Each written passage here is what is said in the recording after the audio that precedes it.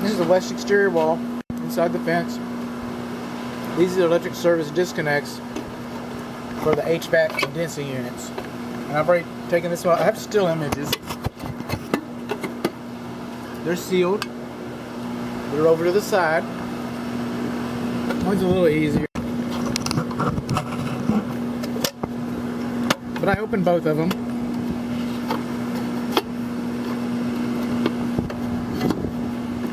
This south unit, the larger one, is downstairs.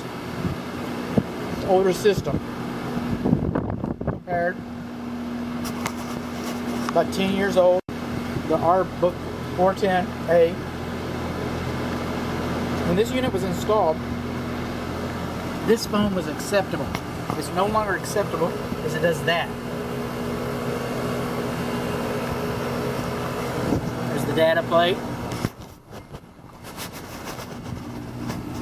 Coils are dirty. Dirty coils. When this unit was installed 3 years ago, this foam was not acceptable.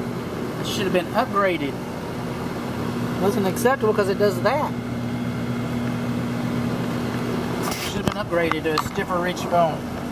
For energy purposes, both of them should be I mean, if you're going to update one, why not update both of them? They're right here together. Just a couple dollars more to get it done right. Just saying. These are Schrader valve caps. Look that up in the dictionary. Refrigerant service port caps. Valve. When this home was built, when this was installed, these kinds of caps were acceptable.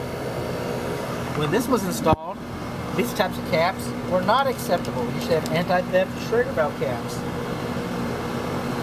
You should. What do the coils look like over here? Oh, they're pretty dirty too. You got dirty coils all the way around. It's a smaller unit. I say smaller, it's not that much smaller. See, this one's 4 tons downstairs. This one's 3 tons, the upstairs. Now, see all these spots?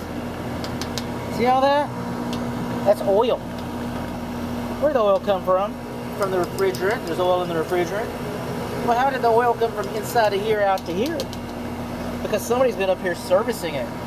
Somebody is pretty lackadaisical or casual about this. Somebody didn't have the right quick disconnects. Something happened. Somebody had to get all that spillage. And when this was installed, they didn't spray oil everywhere. So